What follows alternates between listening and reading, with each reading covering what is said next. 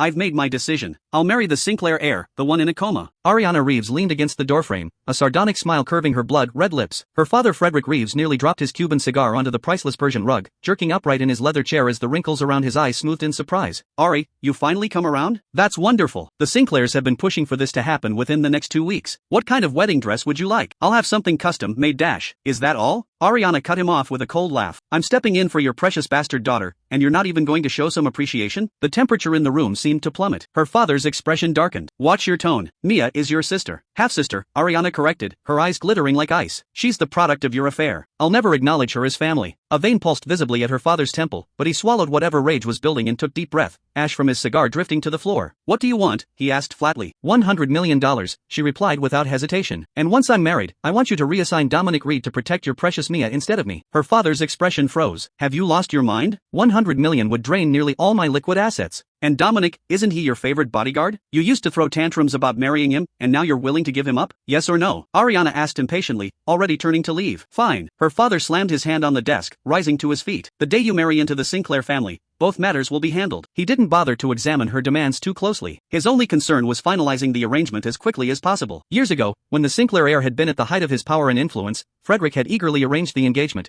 intending to marry off Mia and secure a promising future for her. But then nobody expected that a sudden accident left the Sinclair heir comatose. Frederick couldn't bear to see his darling Mia suffer such a fate, which was when he remembered he had another daughter. Ariana gave a dismissive wave over her shoulder, her stilettos clicking against the marble floor with a sharpness that felt like a slap to the face. Just as she gripped the doorknob, her father's voice reached her again. I understand the money, but why give up Dominic? I thought you were infatuated with him. Why not bring him over to Sinclair to continue as your bodyguard? Ariana's fingers froze on the handle. She didn't turn around, but her eyes have already burned with unshed tears. That name was like a thorn, piercing the softest part of her heart. She pushed open the door forcefully, shutting her father and his question behind her. Back at her private villa, it was already well past midnight. Ariana made her way upstairs in her heels, but as she passed Dominic's room, she heard muffled sounds from inside. With a half-closed door, she glanced in, the scene unfolding inside. Dominic was half reclined against the headboard, a photograph held between his long fingers. Eyes closed, his Adam's apple bobbed as his deep, sensual voice murmured, Mia, baby, I want you. It was a photo of Mia, taken at last year's birthday gala, where she'd worn a white sundress, smiling with that innocent expression that everyone seemed to adore. Ariana's nails dug into her Hermes bag strap, leaving crescent marks, and finally answered her father's question in her mind. Because he's just like you, Dad. He only has eyes for Mia. The realization tumbled through her mind, scorching her chest with pain. 3 years ago, she'd first seen Dominic during bodyguard selection day. Among the lineup of imposing security personnel, her eyes had locked onto him immediately. The reason was simple, he was ridiculously gorgeous. 6'2", broad shoulders tapering to a narrow waist, chiseled features, and especially those obsidian eyes, cold as ice. Ariana was known throughout their social circle as a flirtatious vixen. She'd initially intended to toy with him, but over 3 years, she'd pretended to be drunk and fallen into his arms, only for him to hold her by the scruff of her neck like a kitten and deposit her back on the sofa. She'd knocked on his door wearing a skimpy nightgown in the middle of the night, but he'd simply wrapped his suit jacket around her and respectfully escorted her back to her room. She'd even faked drowning in the pool. He'd jumped in to save her but hadn't touched her waist even once. No matter how she tried to seduce him, he remained immune to her charms, always addressing her formally as Miss Reeves. And yet, somehow, she'd fallen for him anyway. Even she herself didn't exactly know why. Perhaps it was because, since her mother's death, she'd been desperately lonely. When she was 7, on one day, her father suddenly brought home his illegitimate daughter. At the time, her mother had been 9 months pregnant with her father's second child. Her mother had loved Frederick desperately. She'd confronted him hysterically, crying until she could barely breathe. That night, she went into early labor. By the time she reached the hospital, it was too late, both mother and unborn child were lost. Since then, Ariana had despised her father and loathed Mia with equal passion. She'd moved out of the family mansion, attended school alone, eaten meals alone, grown up alone until her striking beauty attracted so many predatory trust fund boys that she finally decided she needed some guards. Dominic Reed became her first bodyguard. After that, she wasn't alone anymore. Whatever she did, Dominic was there beside her. Her feelings for him evolved from admiration to flirtation to genuine love, but after 3 years, over 1,000 days and nights, he'd never so much as batted an eyelash at her advances. She'd assumed he was simply cold-natured, until that day when she caught him pleasuring himself to Mia's photograph,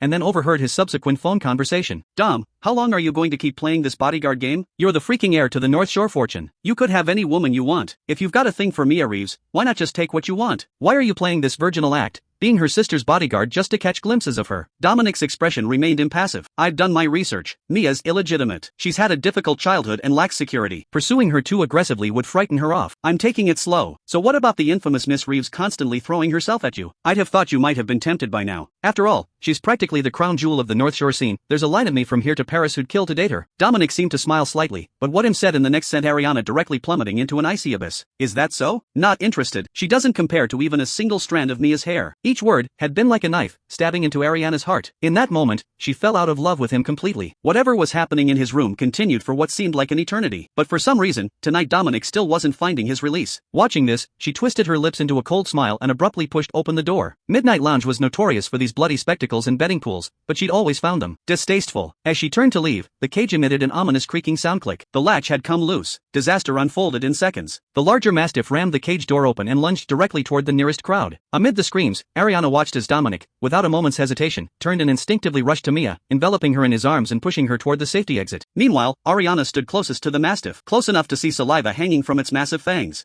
The pain came without warning. When the mastiff's teeth pierced her calf muscle, Ariana vaguely heard the sound of fabric and flesh tearing together. A chunk of her flesh was ripped away, blood spurting forth as she collapsed to the floor, watching in horror as the beast lunged again. Bang! The gunshot was deafening. Then the mastiff dropped instantly. The last thing she saw before consciousness faded was Dominic, gun raised, shielding Mia's back, and the ceiling lights spinning into darkness. The smell of antiseptic. When Ariana regained consciousness through waves of pain, the first thing she saw was the stark white hospital ceiling. Her calf felt as though it had been branded with hot iron, each breath pulling at the wound. She turned her head with effort and witnessed a scene outside her door that further lacerated her barely conscious mind. Mia was sobbing in Dominic's arms. Dom, you're Ari's bodyguard. How could you protect me instead? It's all my fault. I shouldn't have come. His strong, elegant fingers gently patted her back, his voice impossibly tender. Don't blame yourself, Miss Mia. Even if it happened 100 times, he paused, wiping away her tears with his fingertip, I would still choose to protect you first. Why? Mia looked up with tear-filled eyes. Dominic gazed at her, his severe features softening with emotion. Because I low. Crash. The shattering of a water glass interrupted Dominic's unfinished declaration. Mia jumped from his embrace like a startled rabbit. Ari, you're awake. She rushed to the bedside, tears appearing on command. How do you feel? Does it hurt? This is all my fault. Ariana's pale lips twisted into a cold smile. Your presence offends my eyes. How could I possibly feel better? Mia's tears instantly fell harder, her shoulders trembling as if she'd suffered the greatest injustice imaginable. She bit her lip, casting one last glance at Dominic before running out. Dominic instinctively moved to follow, then forcibly stopped himself. He turned to Ariana, his voice low. Miss Reeves, the situation was chaotic, and I reacted without thinking. Ariana remained silent, turning her head to stare out the window. She didn't want to hear it. For 3 full days, Dominic stood guard outside her hospital room like the dutiful bodyguard he was,